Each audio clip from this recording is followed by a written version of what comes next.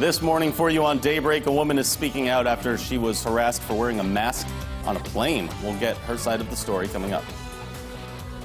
And with COVID-19 cases on the rise in Arkansas, many people are wondering how health officials are keeping hospitals sanitized. We'll explain. Good morning. Thanks for joining us. Today is Wednesday, July 8th. I'm Jennifer Brady. And I'm Joe Morano. Plenty of news to get to over the course of the next hour for you. Also on tap, another warm Wednesday coming up here. Meteorologist Elisa Raffa is joining us this morning. Good morning to you. Yeah, good morning. It's going to be another hot one. I actually, on social media and on our website, I've been using the phrase wash, rinse, and repeat. For the forecast. Yeah. That's right. Oh, I was expecting more of a warm, rinse, and repeat. Warm. I didn't know. Change that to warm. Warm, rinse, and repeat. Yeah, because it's pretty much like it's the same as yesterday and the day before, right? So it's just another wash cycle. Yeah. So rinse, that means we might have some showers in store for us. Well, by tonight maybe, yeah. But yeah, no, we're starting out dry this morning, just like yesterday. We have some temperatures around 70 degrees. It is warm and it is sticky out there this morning. You are mostly sunny to start. Things are dry on satellite and radar. It's 73 degrees in Joplin, 70 at Lake of the Ozarks, and 71 degrees in Monette. Dew points are in the upper 60s and lower 70s again. So it is another humid start out there this morning. Dry roads, don't expect any road hazards for you today. Some isolated storms will be possible, but most of us will be dry. So at the pool, sunshine and extreme UV index of 11. And temperatures quickly getting to that 90-degree mark. It stays pretty hot with the isolated storms chances. Some healthier storm chances tonight into tomorrow. Details on that coming up in 10 minutes. All right, thank you, Elisa. Wearing a mask is widely recommended by most all healthcare facilities now and professionals, and of course the CDC. But there are some that are experiencing what's become known as mask intimidation. When I first signed up for the flight, they were careful to say that they would leave the middle seats empty and so on. But that was not the case. In order to get on the flight, you have to sign a form saying that you're going to wear a mask. But people did not do that. They would wear it just enough to get on. That was Eggbert you just heard from. When she was on a recent flight, she tells us she saw others not wearing masks properly on purpose, and she was mocked for wearing one. Kent Boyd at the Springfield Branson National Airport tells us that they can't have a masking requirement at the moment because the city of Springfield doesn't require them to. But he believes in recommending that all travelers that come into the building put one on. Please wear a mask when you come to the airport. We've done everything we can do to make the place as safe as possible. From the moment you enter the door, there's hand sanitizers, there's the social distance markings. Now, most airlines require all travelers to wear masks while on board the plane, but the rules for being on the plane are different than being inside the airports. In our coronavirus coverage, Cox Health is confirming a child has tested positive for COVID-19 at the Cox Learning Center South in Springfield. Cox Health officials say the child was not showing symptoms while at the center, but got sick after their last visit.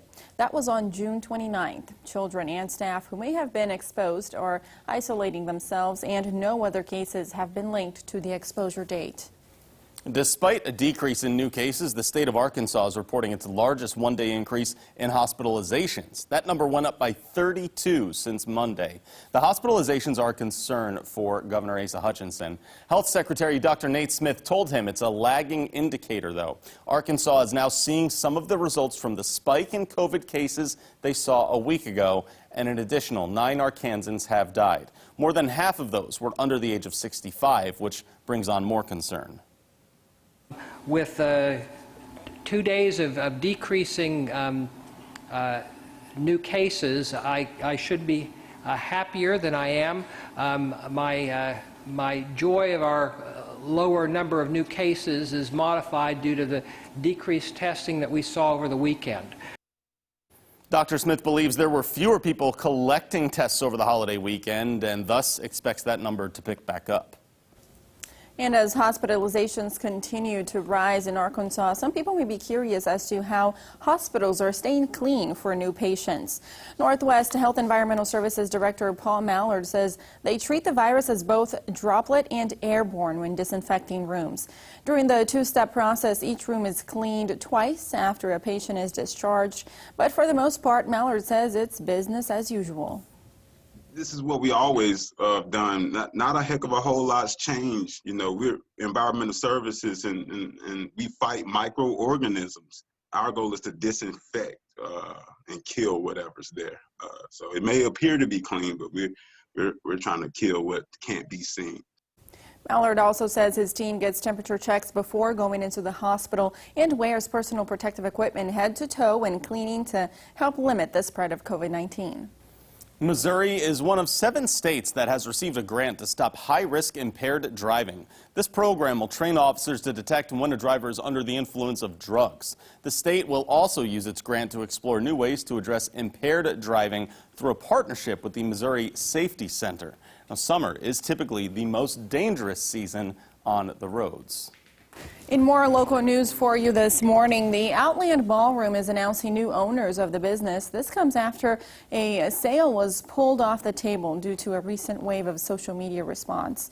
According to a Facebook post, the bar will be transferred to Kevin Dunn of the Vericas Group, and the current owners are taking a break after 17 years. The Outland says nothing is changing and similar shows will be played. However, you can expect cosmetic and tech upgrades to the building. All the money that was made from a recent fundraiser will go to bills and repairs. Last month, Scott Lee was set to buy the building and turn it into a cowboy bar. Big local news, too, here regarding the Salvation Army. Yesterday, Springfield's Salvation Army bucket was passed on to 2 new leaders. Majors John and Chris Augenstein come in with 23 years of experience, Jen. They served in Flint, Michigan for 11 years and also helped out in Iowa, Kansas, and Illinois. The Augensteins say they feel they are prepared to help out the community in a time of need. Pass the bucket. Before coming to Springfield, John Augustine was the incident commander for Central Illinois and Eastern Iowa's COVID-19 response. And those areas oversee around 25 Salvation Army units.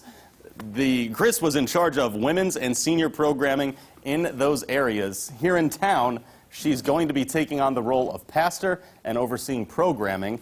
John says he wonders what impact COVID-19 will have on the Salvation Army's big Christmas fundraiser. As he says, Springfield's situation with the pandemic is much different than what he dealt with in Illinois. It was very scary, and what was happening in Chicago colored the whole state. It was very restrictive. The governor was very cracked down on everything. When we came here to Missouri, even to visit earlier in June, it was like almost coming to a situation more normal. There was more interaction allowed, and that's continued to be our experience. That I know there's been an upswing in cases here, but still. Now, the Augensteins say they plan to keep things as is at the Salvation Army, saying when something's running well, don't break it. The Missouri Job Center is relocating its north side location. The center will be moving to the Fairbanks on Broadway Avenue, and this move is to provide more strategic services to residents of Zone 1. A tentative opening date is set for August 3rd. It's going to be hot out there again today. Your ice cream's going to melt quick, so eat it fast. 91 degrees today with an isolated storm chance. Healthier storm chances are in the 7-day, and we'll talk about it next. From Color 10 Ozarks First, Jennifer Abreu, Joe Morano, and weather with meteorologist Alisa Rafa. This is Color 10 News Daybreak.